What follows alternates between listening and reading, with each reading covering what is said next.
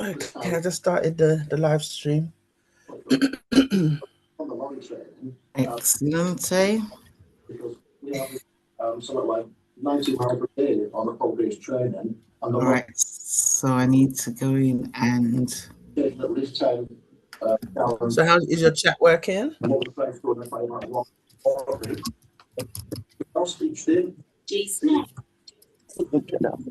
They're on. Hello, Yvonne. How are you? Hello. Hi. Hello and good evening, Yvonne.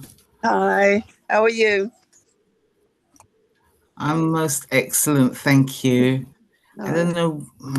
All right, I need to stop trying to do things with this because it's. I'm going to turn the light on. Oh, you want to turn better, right? Oh, can you turn it? Yeah. No, but. Can we turn our mics on to mute, please, whilst we're not speaking to our guests? Thank you.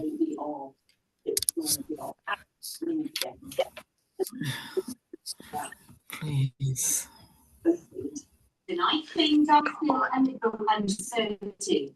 There's a way I can mute everybody, but let me see.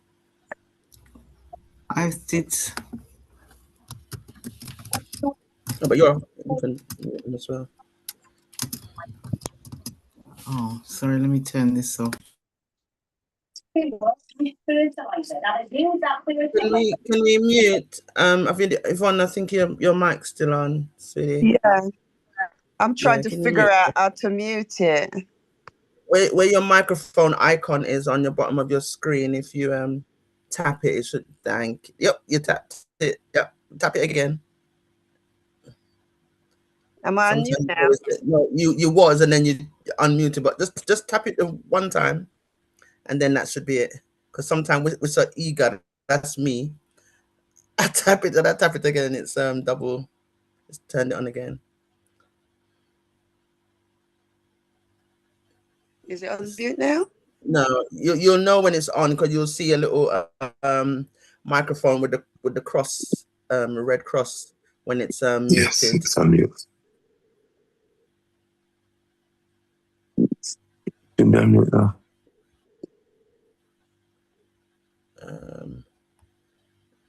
There's a way I can mute people. I'm not sure. Let me see.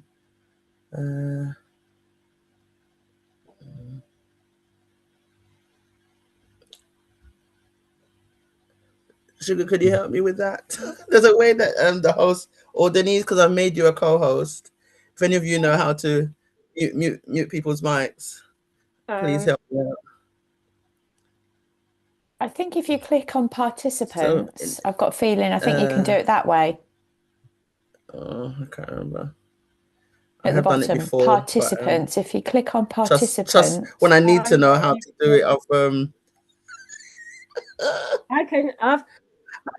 that's about to the Zoom. How do I mute everybody?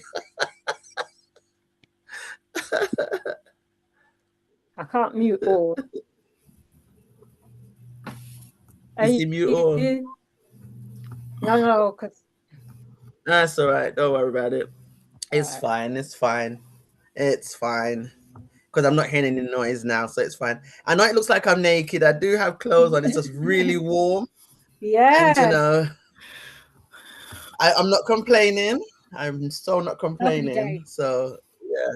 So I do have clothes on, just for the record. No, it's no porno going on here. Yeah. Okay, hello and good evening, everybody. My name is Yasmin Euphemia, and I'm here tonight with... I am Beverly, aka your UK fluffy chick, and we are here for Inspiration to Innovation. Our talk that is just chats, discussions with a guest speaker each week, talking about something that has inspired them to start something. So it could be a business, a product, a service, or just a life journey that they've started that they want to share with the community. What it has it innovated them to do, Where are they with it now? Where would they like themselves to be in the future? And they leave a message to their younger self that someone who is starting on that same path can probably have that as some kind of insight. We do a Q&A section. So have your questions ready for our guests. If there's anything that you want to ask, we will have a section where you can get to ask any questions. In the meantime, if there's anything that resonates with you, just use your reaction, the emoji, put a hands up, a love heart, something, just so that we know you're here, you're listening, and you're getting something out of the conversation. Anyway, so tonight, our guest speaker is Denise James. Hold on, I'll let Denise introduce herself. I was going to do a whole spiel about you first, but you know what? It's not that kind of party. It's very relaxed. So please, do your thing. Yes. Okay, so should I go? Go ahead. Yeah. Go for it. Go for it. Okay. Good evening, everybody. If you're in England and it's evening for you, wherever you are in the world, hello, hello. Glad to be here. Introduction. So I'm an author and I am a psychotherapist.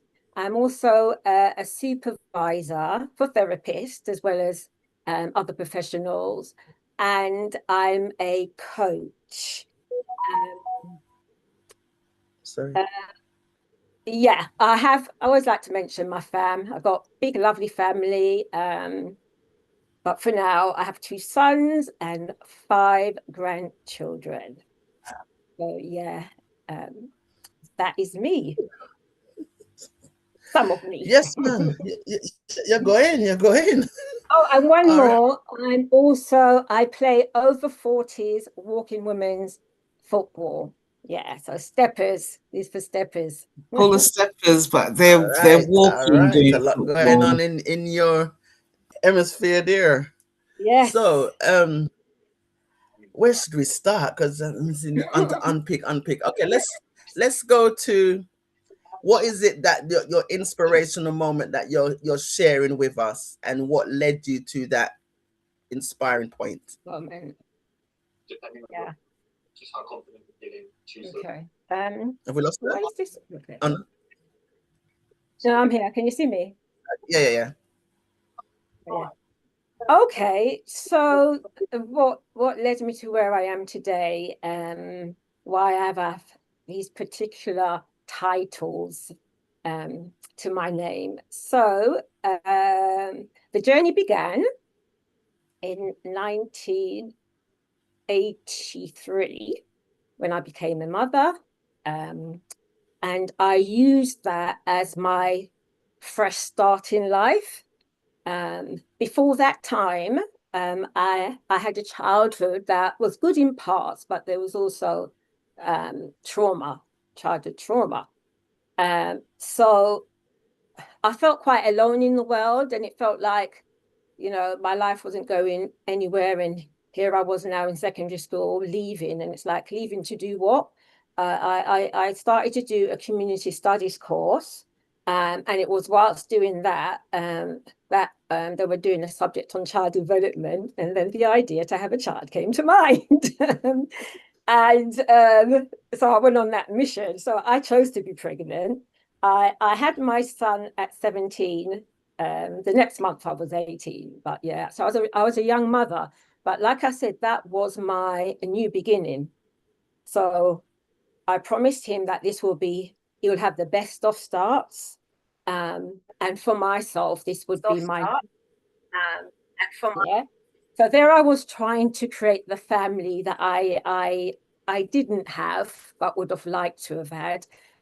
And, our first, real relationship oftentimes can come with a lot of drama and a lot of hurt and a lot of pain.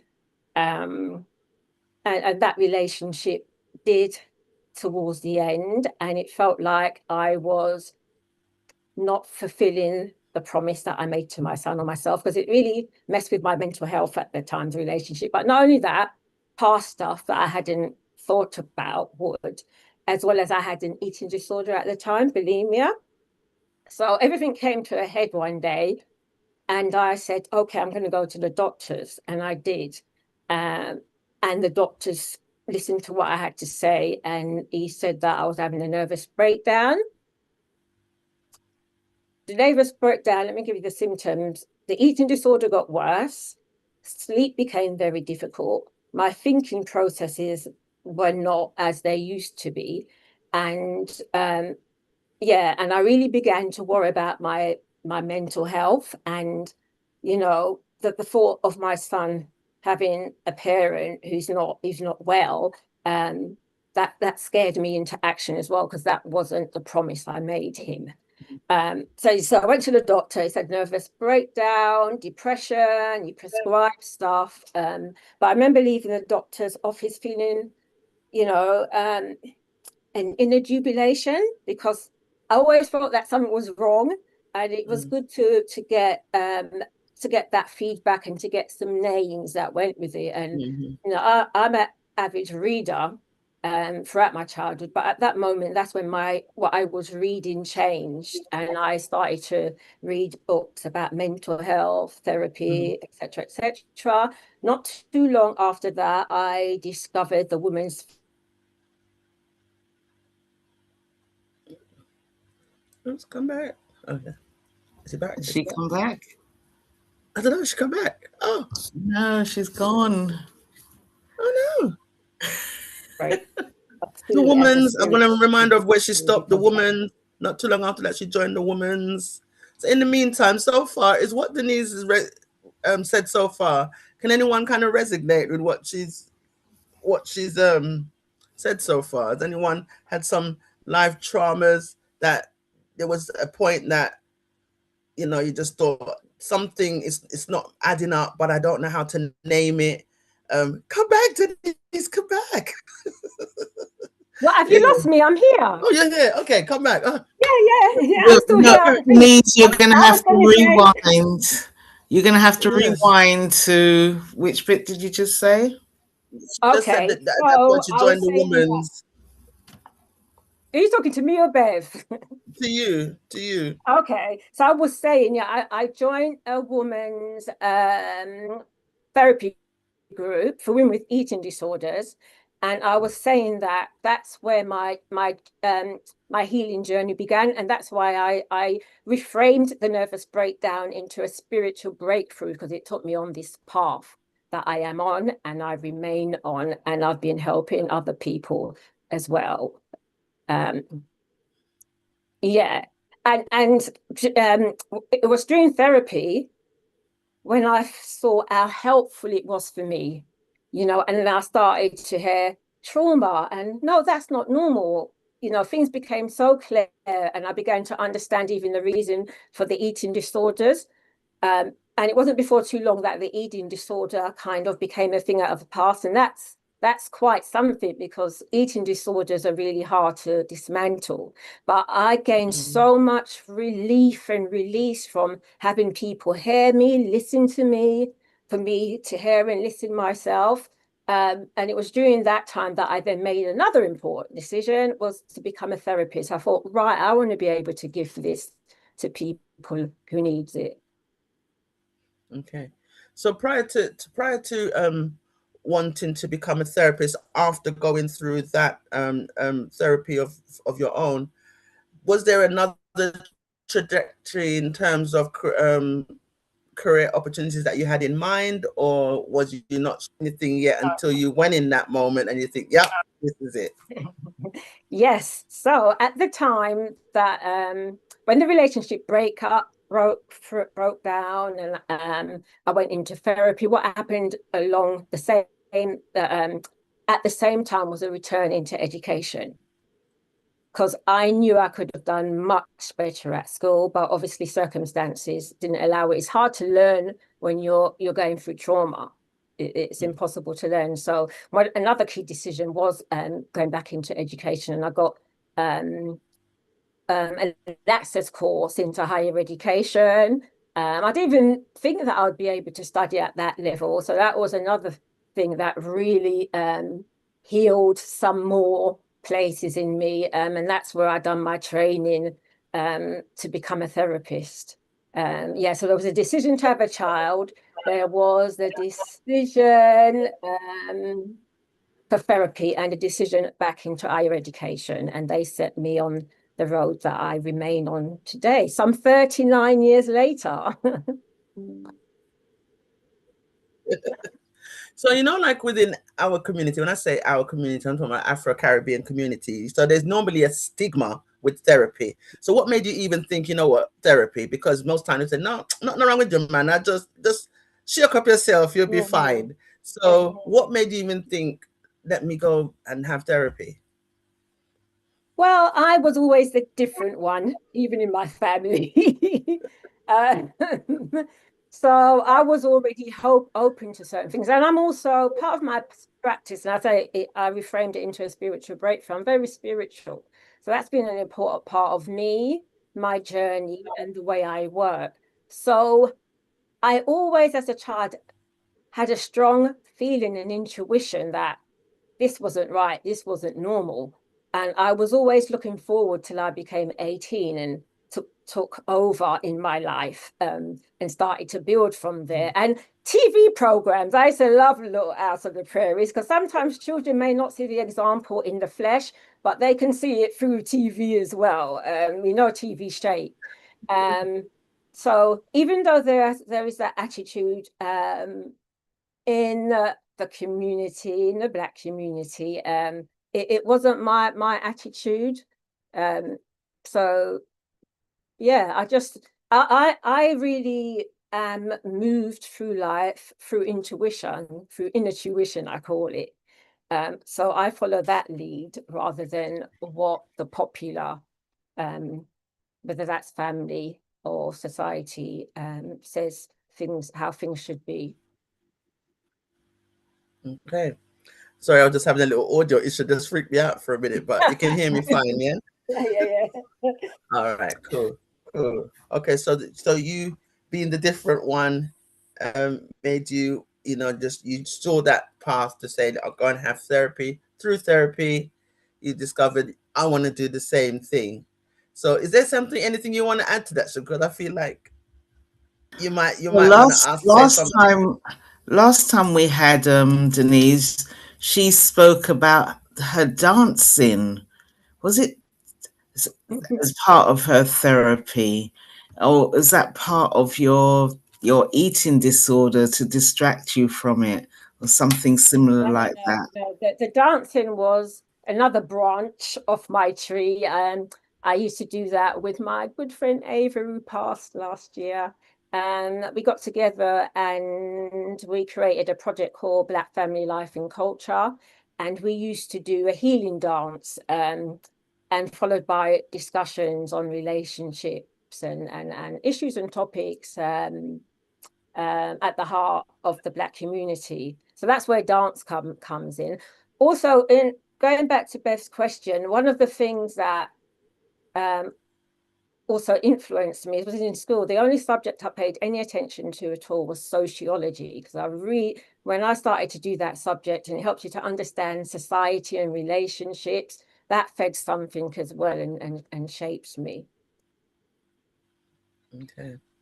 Okay, and you know, it's good that you mentioned when she was here before. So before we did have when we was as Supporter Sister Network, which is our main umbrella, we had the discussion with you before, and so we will, you know, go into that video as well, because there's a whole discussion that she did, right? Yeah, because I went back and watched the video, and I've taken notes as well, saying, "You go, girl!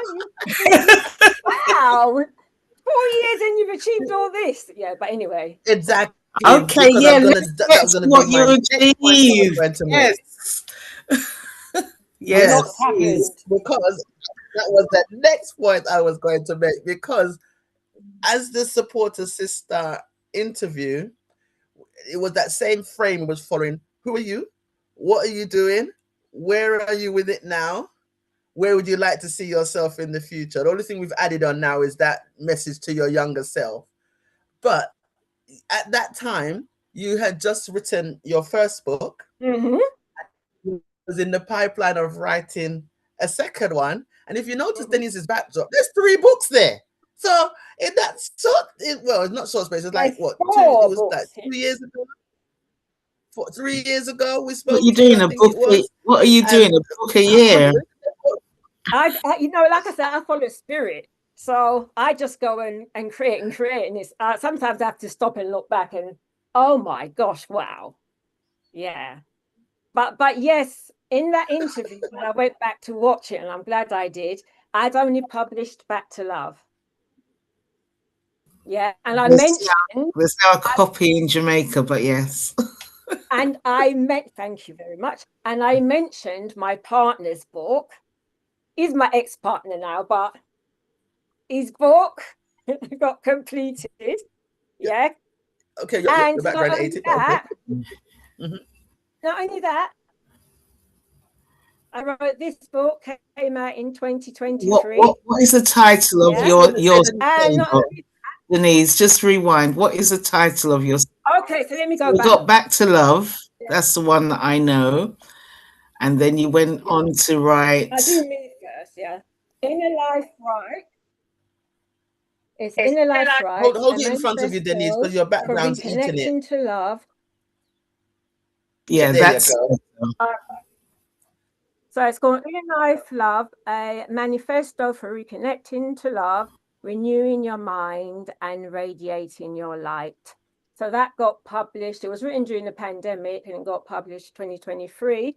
I call it the Back to Love trilogy. So it's now complete because this came out last month and it's a Black woman's alchemy poems. So it's transformation through poetry. I'm sharing my journey through poems. And the book is called From Childhood to Man. In front of you. From Childhood to Man. Okay. I remember at the time you were saying his book was more geared towards young men that might be going through whatever life challenges, and it's like a book to help with guiding them. Yeah. And you were saying, "Oh, I'm going to get him to finish that book," and here it is, finished, published. Yes. Yeah. So yes, you've been a busy bee. I know. So let me even come back to that, because I don't remember if we had asked you then what inspired you to write a book in the first place. So just in case there's someone who wants to do a book. So I've always, as well as reading, during childhood, I used to journal a lot as therapy. So me and a pen and a pad was best friends from time. So I think in my late 30s, I went to a writing course in Dalston. Remember Centerprise? I used to love that building. And the idea to write my story, and actually the title Back to Love even came out of that. To use my journals, and tell my story. And that's what I did. And it wasn't easy, sharing your healing in such an open and honest way. It wasn't easy, but I think people who've been through childhood trauma, I wanted to do their experience and their reality and their healing justice. So if it meant being uncomfortable, I'd rather I'll bear that because I really feel now that that's my purpose. That's why I'm here, to help people move through difficult and traumatic experiences. Because sometimes it can be very difficult. Sorry, go on. And they can still be the all that they may be. Because if I could have done all this, because I've gone into detail with my childhood, but I had all the trauma, and then also the experience of being a Black woman in the world as well to contend with. Yeah, Because as I was saying, sometimes it can be very difficult to, like you said, to be kind of that open and transparent with your experiences, because maybe, you know, it's that fear of being open because you don't know how it's going to be received. Yeah. So I guess it can be very difficult to be open, honest, authentic, transparent, all of the. Beverly, you've gone offline as well. Your mic is playing up. You're talking, but we can't hear you.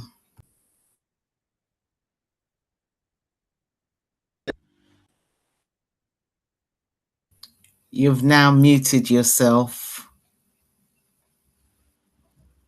No, so what's happening is on my end, I keep getting this warning light for my audio, so I have to keep mute, unmute, and it will work. Right. Okay, So we work with it. yes. Zoom, I try to fight with conversation, but it's not gonna happen. So what were you saying? What 3 seconds of a gem did we miss? I know you was happy, like, yeah, we got her to shut up for a minute.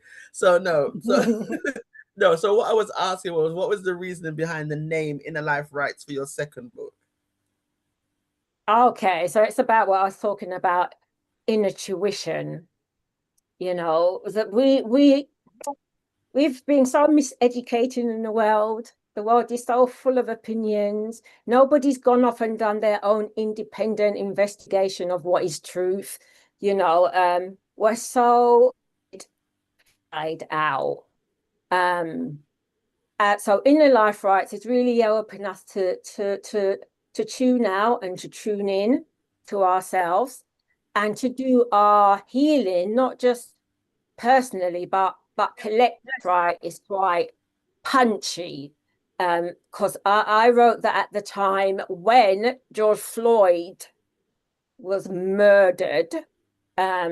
So it's got a lot of fire in it, and it's straight talking and yeah, about being individuals and coming home to ourselves and our truths. You know, stop trying to be like everyone else, because everyone else is taken and we've been called here. Yeah, so inner life right is really kind of, it talks on a lot of subjects, mental health, trauma and recovery, black on black crime, racism, topics for the men. It talks on a lot of things in the form of reflections, poems, essays, and case studies. So it's a book that you dip into, you read something, and you have to sit with it. Okay. So any intention of writing any more books? Or like when I speak to you next say 2 years time, you'll have 2 books, 1 a year, as Sugar said. You haven't asked about the third one yet. You're jumping on. Coming to that. Is she? Coming to that, because that one, just by its title, seems like it's a whole segment for itself. But I'm coming to that. Okay. Okay. Yeah. So am I answering Beth's question? Yeah. Me and the boss. I joke. Okay. Let me add also that out of Inner Life Right, I've actually created a group called Just Keeper. The group, the ones that I'm delivering at the moment is for Black women. I also want to do one for women and one mix. And it's about rewriting our stories, and it's about healing and supporting each other, and, you know, coming home to self, and you know, looking at ourselves as Black women and really kind of appreciating that, because my work is also social justice informed as well as trauma informed. Yeah, because there's a lot of trauma that comes through the generations. So I also look at generational healing as well. Okay. All right. So I'll do it the other way around, just to form synchronicity. I'm making up my own words here now. So your third. Yeah, is that a word, or did I just make that up? Synchronicity is a word, but I don't know if it applies to what you're going to say. Sorry, hold on. Which word are you using? Leave it alone. Anyway, third book. The third book. The third book. Your your Alchemy. because I think sugar. I think what you asked me about that word sugar. And I was thinking, I'm sure alchemy is something to do with medicines and like potions and stuff like that. So that's why I was saving that one. But anyway, we'll go for it now. Go on. Alchemy. I'm going to look it up now. No, alchemy. No, it's got alchemy for a reason, because it's about transformation, self-transformation. I think what sets me apart from other psychotherapists is I help clients heal from the root to get to the heart of the wound, if you like, and heal up. So by the time they finish work with me, they're who they are here to be. And a lot of behaviors that works against that is understood and released, and new behaviors is taken up. I really help people to get the change they need. Yeah, because that's the thing, isn't it? Because I feel like not just traumas, but with issues in general that someone might be going through, it would seem like it would be common sense to deal with the root of the problem, yeah? But it tends like if someone's feeling a certain type of way and they go to the doctor, it just comes across like they just put a band-aid on the problem and deal with the symptoms rather than finding what is the cause. And exactly. I mean, I can go down a whole rabbit hole with that, but I won't. Right? But I'm just saying, it just feels like, I feel like, as you say, the healing has to start from within. You find, reflect on something that what is causing me to be a certain way or to do certain things, for then that having that what you call it, the side effects of that root behavior. And you have to understand that before you can release it, because they say to change, before you change consciousness, you have to raise it. So you have to understand how things come to be and the purpose things play in your life, even the things that are really harmful for us. It's it's a coping mechanism, or a defensive mechanism. You look at that and we untangle that and we find the names for that, and all that is healing. Yeah.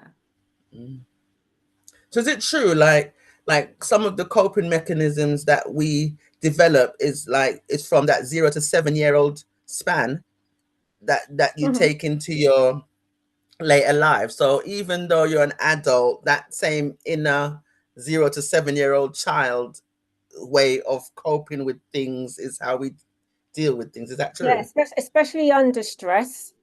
There's a lot of adult children. We got a big orange one in a White House. A dangerous one. Okay, let's not go there. We're streaming live on YouTube. Thank you very much. But he definitely has malignant narcissism, but we won't go there. But we don't fully grow up. And in a sense, there's a way in which our child part is even older than us, because we don't remember right back. But the child part holds that information and that knowledge and those wounds, but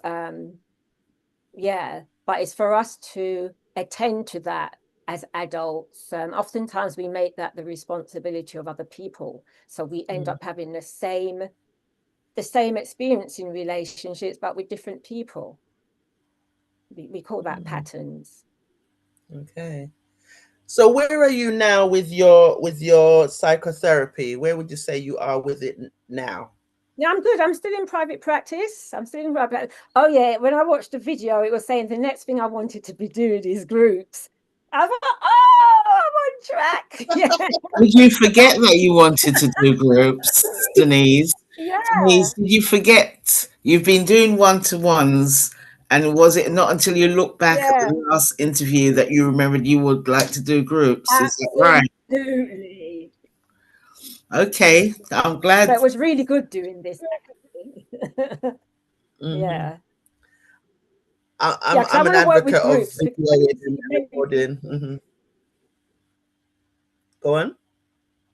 I was saying the rationale for groups is you just help more people, and it's I want to work smarter, so you earn more as well. Yeah, than one-to-one, solely one-to-one. Yeah, the rule is work smart, not hard. And that one, because I'm 61 and I'm still working hard. And that's another thing. In the first video, I meant to be slowing down a bit as well. So work in progress still. The groups will be a way of slowing down, though. Yeah, I just have to develop them first. Yeah, what they hear, because very often, you know, sometimes somebody will say something in the group that other people weren't able to articulate or hadn't thought of, but the fact that that other person said it has just managed to open up for them. So it's something you should seriously look at, how you can bring groups together. Yeah, that's where I'm at. Yeah, no, groups are so powerful because people like you're saying, people are at different stages. So even the ones that may be a bit further on, it's good for them to have others who's just beginning to help them to appreciate where they come from. And then the ones who's just starting out, they're seeing what's possible in someone else. No, groups I love the group work, but it's still quite intensive, but yeah. Yeah. So also you also touched on that you're in a over 40s football group. Yes, Steppers. Yes, yeah. I love it. I love it. I love it. I love it. Walking football came into being to help people over 40 do exercise. So it's over 40s, but most of us, like myself, are in our 60s. We just got one or two who's in their 40s. We need a bit more. But it's a football club for women of colour. Walking football is a big thing, so it's not just, there's other clubs out there that are not women of colour clubs. But we're 5 years old. We're having our big 5-year birthday celebration on Saturday. I love it. We train every Sunday. We've also in the league now, which is great. We travel and do tournaments. And I'm quite involved in that as well because I'm one of the directors. So yeah, I just love it. It's really good for mental and emotional well-being as well as community, where it's like a bunch of wonderful women. We just have enough jokes, but we're quite very good and take the sport very seriously at the same time. Yeah. Are you guys really competitive? Like, you want to mash up the other team when you're playing? Of course, it's a league, you know. We're even competitive when we're training and playing each other. So you have to have that competitive spirit, but that excellent sportswomanship. As a team, we really try to have that when people see us and they call our name, it's they're calling it because we're good energy. We yeah. Okay. So any women of colour here over 40s looking to keep fit, to beat the menopausal, symptoms, Steppers Women of Colour Football Club. We're here for you. Steppers, I love the name. So is there anything in the chat that anyone said or anything like that, Sugar, that you want to raise? No. Is there any questions? Generally, people are just popping in. I've got a nice. Sophie is apologizing for being late, but we forgive you, Sophie. We're really glad that you're here. I've had one lady that she wasn't happy about not being acknowledged, so I'm going to go through the names. I've got Agatha here. I don't know who's Samson SNA5468. Oh, she's probably the lady that left. Shireen, hello. Jan. Oh, you see, I'm gradually getting closer and closer to the camera because it's hard for me to see the names. Samantha, always appreciate you being here. Robel. Mm-hmm. Oh yeah, Robel Kalita. I don't apologize if I haven't pronounced your name properly. Long. Oh, and our Donna. Hello, Donna. Jennifer Kelly. Yay. So This is your. I think Beverly's getting up to the bit where she's saying to people, are there any questions you would like to ask Denise? Yeah. Please feel free. I'm an open book. Yeah, because she's unraveled so many facets there. So there's loads of areas if you have any questions or but in the meantime, while we're waiting for, if you can unmute your mic, you don't have to type it. You can unmute your mic and ask a question if you like. I'd like to. I haven't particularly got a question, but I would just like to say, oh my goodness, Denise, you are an incredible lady. 3 books. They say what people have got a book in them, but 3 books. I think the last time we actually had a call, I think you were writing your first one. Yeah. So to come up with 3, sorry, is incredible. So well done to you. And I love that my daughter plays football. So seeing and knowing actually quite a few women through my networking group that do the walking football, they love it. And I even across the country, I think there's this real love for it. And I think it definitely brings this sense of community together, but with that little spirit of competition as well. So I think it's amazing, and it's been really nice to hear all your stories tonight. Oh, thank you so much, Samantha. Sorry, I've got a couple of names I look like I've missed out. Shireen, Jan. Oh, Jan probably left because I didn't call her name. Yeah, I think that's it. Apologies to anybody that I've missed out your name. There's a Jen that's waving at me. Jen, do you actually want to ask a question? If so, please unmute your mic. Otherwise, I know that Beverly's got a selection of other questions that she would like to ask. Oh, look, Denise would like to ask. Yeah, could I just add, because I forgot this and it's important.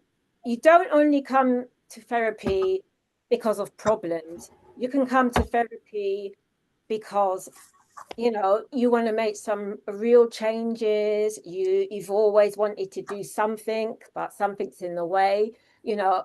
Therapy is also the space, the way I practice, for you to come in and realize dreams, whatever they may be. So it's not problem focused. And even when people do come with trauma or other problem behavior, really trying to work with you with your life journey. Why are you here? What do you want to get from life? How close to it are you? How far away? How can I help it work? In all those areas. Okay, that's very helpful to know that therapy is more than just because you've got just because I just heard problems. someone. What are you saying, Beverly? No, I thought I heard a voice coming in, was going to say something. I thought I heard a voice. That was maybe it's the voice that you were just cutting off, Donna, sorry. No, it's Donna. Donna's got something to say. Darling, say something, please. Oh, I'm not too great, so hopefully I'm quite clear. But yes, you are. Your books, your books that you've written, are they like how to break through things, or is it about your life story, or is it ways of healing and things to try? May I ask? Okay. Yes. So back to life story, but I've written it in a way to show people. It's all self-help, to show people and other things. I talk about addictions as well, and I also show in that book that there's an element of my healing you know, I didn't know myself as a Black person and the contributions we have made on the world stage. We're so miseducated. So I really wanted to show that in my first book. The second book, you know, it's my continued journey, but it's also talking about different subjects and really talking to humanity and as a collective and showing the way as well, Donna, there's life rights. And in the third book of the Back to Love trilogy, it's just my poems, my healing, my transformation through poems, touching up on all those subjects as well again. Yeah. So is it Okay, written in a way that for people to resonate with it? Yes, that's what I'm trying to get. Yeah, and yeah, take absolutely. It will think reach that's out yeah. and yeah, it will reach out and really touch you. Yeah. And it's very compassionate and understanding. I mean, the proof is in the pudding. I could only say so much about it, but the feedback I have got, it's an inspirational comes up a lot. It's even in the chat, isn't it? Inspirational. Because I want to give people hope, you know, and not people not to give up on love and to cherish and love upon themselves and give themselves the healing they need to live the life they really want to live, because we're just here for a short time. You know, yes, we're a long time dead. What I want to ask you is, by chance, did you choose a poem to share with us tonight? I didn't, but I will. Okay. Okay. All right. Okay.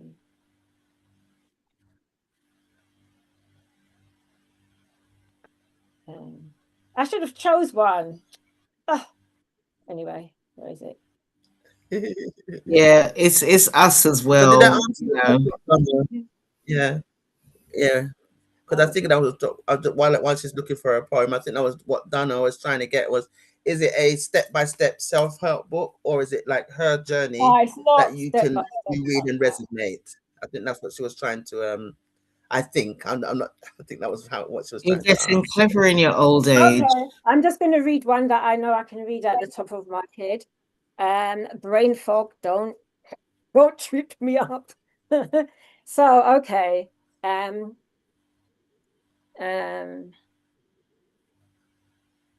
It's entitled Why?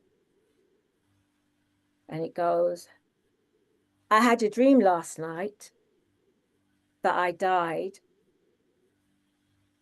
and the Lord asked me why.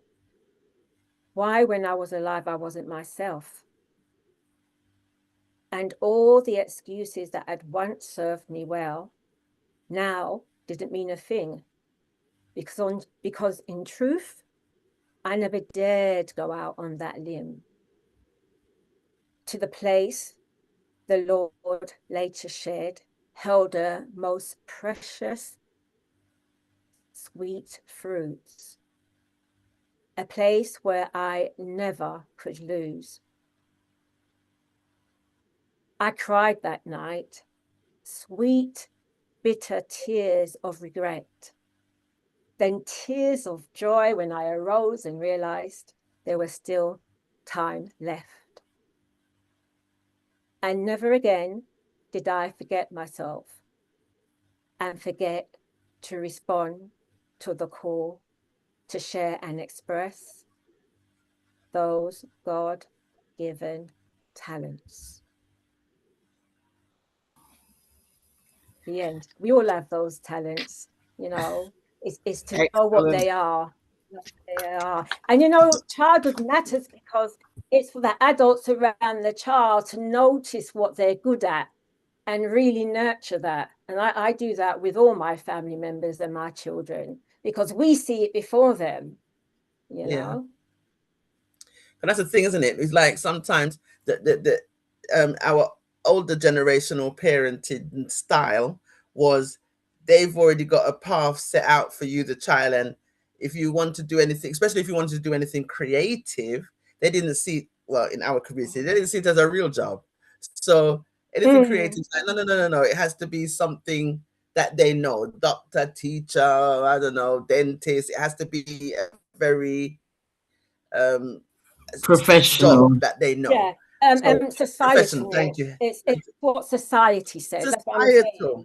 We have to go within. Yes. You know. Yes. So exactly. So when children were creative, that creativity wasn't fueled. Yeah. It was like, that's a hobby. That's not something you can perceive as a career choice. Okay. So yeah. So now that you've told us where you come from, we've heard a little bit about how you've developed, and you've developed magnificently.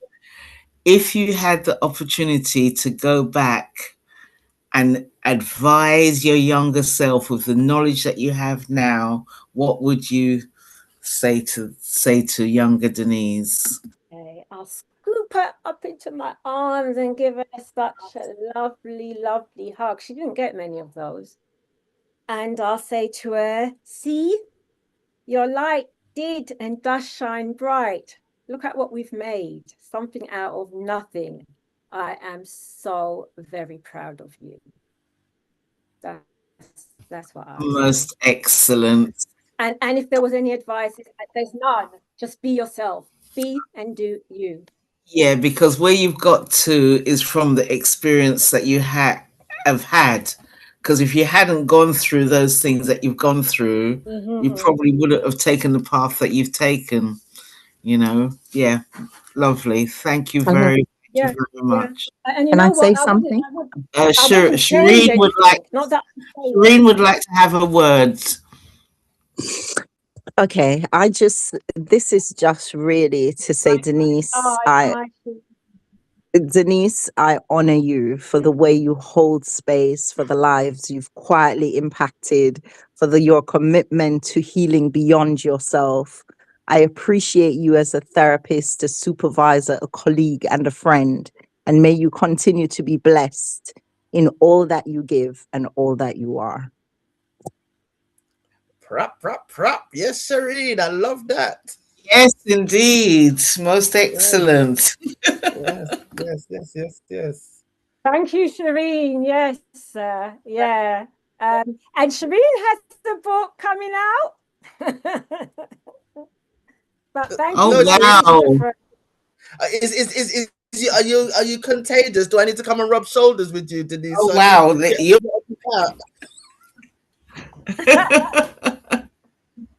Thank you, Denise. Yeah, most definitely. I think it sounds like it's catching. Maybe I should come and rub shoulders. Inspiration is catching, Yes. Yeah. Thank you. So is there anything else you wanted to add, Denise? Yeah, like you mentioned about our parents and the paths they had cut out for us. But our parents were also in survival mode. We're not meant to live in survival mode. We're meant to move through it, So my message is also, to go from wound to wonder, to go from surviving to thriving. Yeah. And that's where I've taken myself, and that's where I guide people to in my work. All right. What did you call yourself the last time? Oh God. Oh my goodness. The railroad. Oh yeah. What's her name? Harriet Tubman. Yeah. Jesus. Yeah, I rescue souls from underground, bring them to light, tell them to shine. Yes. Harriet Tubman of souls, I called myself. That's it. I knew it's just a little bit of fun too, but I remember something along them lines there. But thanks again, Denise, for re-accepting another invitation to join us, share your inspiration to innovation journey. The journey back to love. Womba's got something. Go on, Wumba Womba. would like to say something. Yes, This I is my see. sister. Hi, good evening, Yeah. everyone. This was a wonderful show, and I'm really pleased to see my sisters and, back here, all of us as women. It's really great. I know we might have some of our men in the background listening, like myself with my husband, and he would like to say a couple of words to Denise. Oh, Go for wow. it. Yeah. Yes, hi Denise. Well, thank you, thank you. What a inspiration. And 3 books. Well done. Well, I'm not hearing any other men actually bigging you up from the background here, but I think I'm the first. Well, I'm going to say well done for what you're doing, and I'm a man of girls anyway, so Yeah. you're assisting us. So yeah, big up to the ladies. Well done again. I haven't read all your books, but I intend to. Okay. Thank you so much, Labby. Really appreciate it. Mm. He says he's a man of girls. Half of his girls are here with me as well. So Yeah, I've also just add that we're It's looking at tribes you of here girls. from South Africa to the yeah. rest of the audience who are there. All right. Thank you so much, sis. Thank you. When I saw Wumba, I was like, oh, we've gone international. Yeah. So hopefully we'll have Wumba back, or we did speak to Wumba before, Denise's sister, about the amazing things that she's doing with her husband in South Africa. So thank you, South Africa, for being in the house. Woo, woo, woo. So yeah. So, Can I so just yeah, is thank there anything everybody I've for left out? tuning in? Can I just thank everyone for tuning in? You know, our lives are very busy. We have lots going on. So for taking the time to just be in the moment in this space and sharing and inspiring each other. Thank you. Yeah, absolutely. And I'm thanking everybody too, because it's been a long time coming to come back, and I really missed hearing people's stories and their journeys, and then I'm watching them afterward and seeing the growth that they're making. I'm just like that proud auntie in the background telling what's my child, but they're just doing so well. So if you want to be a guest speaker, you can always reach out to us to come and share your inspiration to innovation story, because everybody's got a story, and you don't know who, if it's even that one person that your story can have an impact to kind of maybe make for them to think that there is something different that they can do with their lives. So this is what it's all about. Yeah, that being that pebble in the ocean to make that ripple. Yeah, that's what it's all about. Yeah. That's the way to go. Thank you. Thank you very much, Denise. Thank you very much to all of our guests that came on today. I personally really, really appreciate you all. I know that it's not always easy, although in theory, we're online, but we've got so much going on with our lives. So I'll just hand over to Beverly to say the last words, and then we'll be off. Well, the last word is goodbye. Thank you. Next week, we have another guest next week, DJ Lady Banton. So hopefully we'll be talking about her journey is called the Windrush Legacies. So if join us next week at 7:00 when we speak to Lady Banton about the Windrush Legacy journey that she's going to share with us. Excellent. All right. Yes. Thank So you. again. All right. So should we just Thank you. Thank you, Yasmin and Beverly. You're amazing. And Denise, you're amazing as well. It was lovely. Thank you. Thank you. All right. So before I end for everyone, that's a wrap there. I like that, Saraf. It has to end with I know that. That's a wrap. But yeah, definitely. I just wanted to make sure I stopped the. Yeah, remember it's everybody, not just you leaving. You're just going to press the wrong. It's not that. It's not that. It's the YouTube live stream. I want to see. Oh yes, we don't want it to run on for an hour after we've finished.